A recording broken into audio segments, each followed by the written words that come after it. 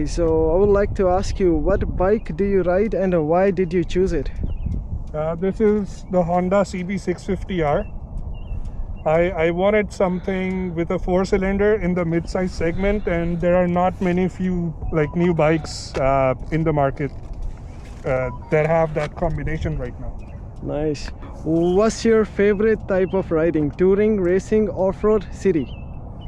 I think I've done almost everything, but I prefer a mix.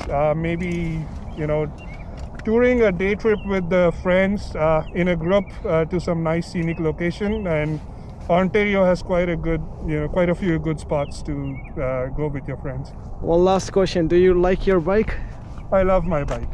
All right. Thank you so much. No problem. Thank you. Bye.